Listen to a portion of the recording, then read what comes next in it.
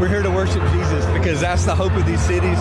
That's the hope of the world is Jesus Christ. I want to be very respectful. Please don't push me, though. We're here to work. Hey, yo, what's up, guys? So we got breaking news as the FBI has made an arrest in the Minneapolis protest that occurred a couple days ago. So let's take a look at this tweet here from Pam Bondi. She wrote, "Minutes ago at my direction, FBI agents executed an arrest in Minnesota.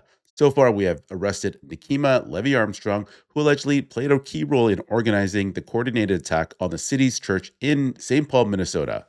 So this lady here, Nekima Levy Armstrong, she's like a BLM activist. I think she was a former civil rights lawyer.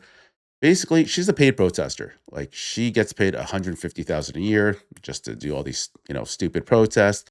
That said, she was on CNN yesterday and just listened to her lie through her teeth throughout the entire segment. I do want to correct something that was said in the beginning. We did not rush into that church. We actually went and sat down and participated in the service.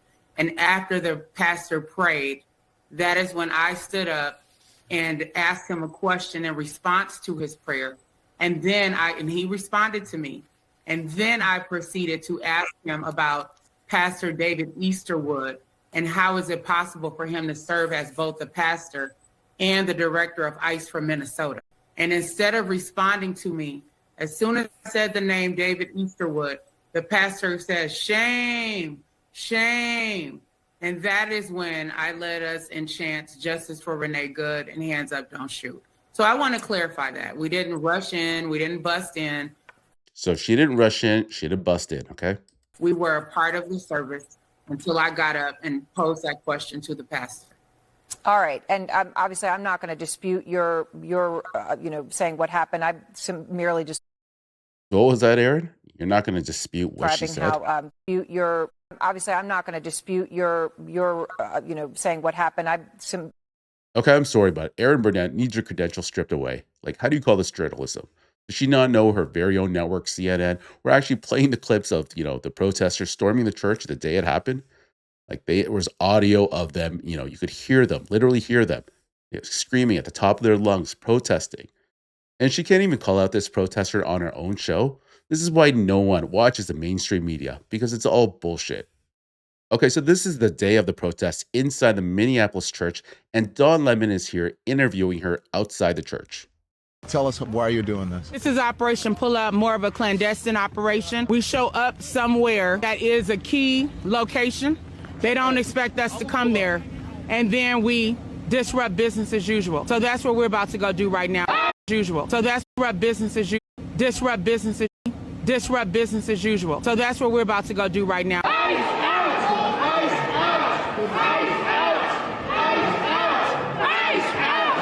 Okay, so you know what's going to be funny? That Dawn Lemonade's interview is going to be the star witness in this case. Okay, so now I'm going to show you some other clips of what was actually going on inside that church here.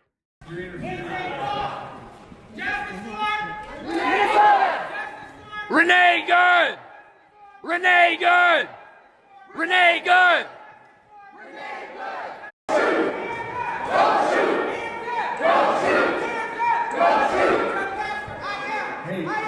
Why are you not at Whipple every day fighting for the humanity? Okay, this guy, I think his name is William Kelly. He's crazy. He's like certified. Actually, you know what?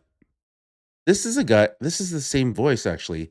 The guy who's like yelling, just roaming all around the streets of Minneapolis and just yelling at random, ordinary citizens. Do you like ice?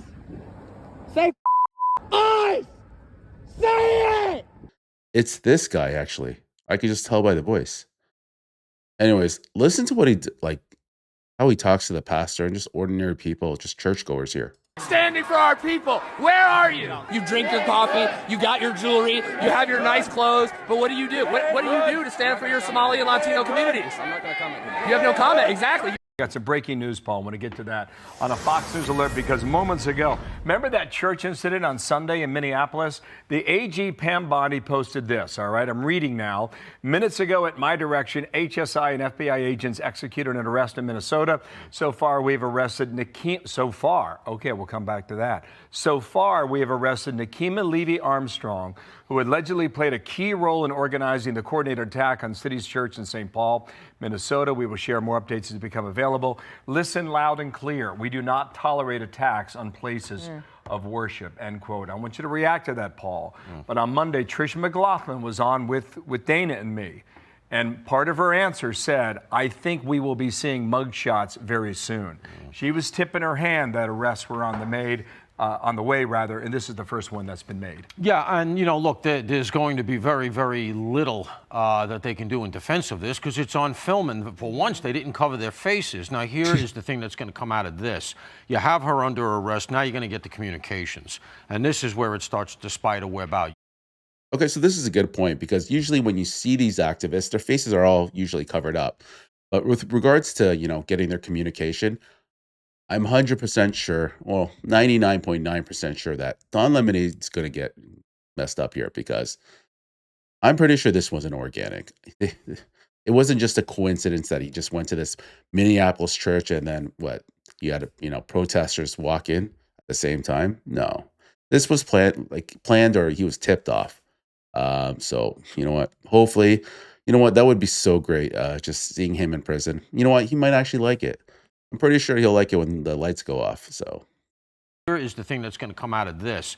You have her under arrest, now you're going to get the communications. And this is where it starts to spider web out. You start to see who was talking to who showed up in regard, including Don Lemon. How much did they all know going in? That imports things like conspiracy charges, which can be quite heavy. There's criminal civil rights charges that are implicated in the church incident. This is also because one of the things that we found out about that was that they were targeting them because they were privileged white supremacists. We talked about that earlier.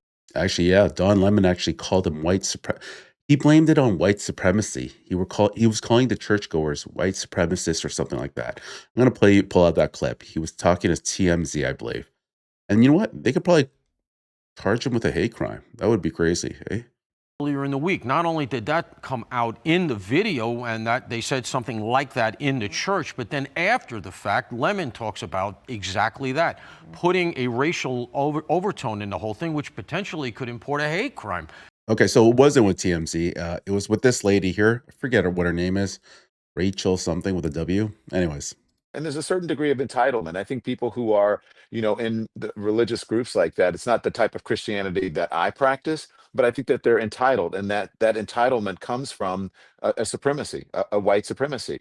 And they think that this country was built for them, that it is a Christian country, when actually we left England because we wanted religious freedom. It's religious freedom, but only if you're a Christian and only if you're a white male, pretty much. Okay, so yeah, Don Lemon still hanging on to that race card victimhood in 2026. Anyways, I want to explain to you what exactly Don Lemon can be charged with. Okay, it's called the FACE Act, which is the Freedom of Access to Clinic Entrances. So the DOJ investigated for potential federal crimes, including the FACE Act, a law that prohibits using force, threats, or physical obstruction to interfere with religious exercise. Some officials argued Lemon's presence and live stream made him part of the disruption or a co-conspirator, not protected journalism. Okay, so his alleged role? Don Lemon followed the protesters inside, live streamed on YouTube, and said that he was committing journalism while present. Prosecutors claimed this went beyond reporting, potentially aiding the interference with religious freedom. So there was an interview he had with the pastor there, and he was getting really close, and the pastor actually asked him to leave, which he didn't. He just, stayed at the scene and continued to do his interviews. So a lot of people were complaining about that. I'm not sure how this is going to work out in the end for Don Lemon. Hopefully some charges are brought to him and, he gets some accountability. That said, guys, if you enjoyed this video, please leave a like, comment, or subscribe, and I will see you on the next one.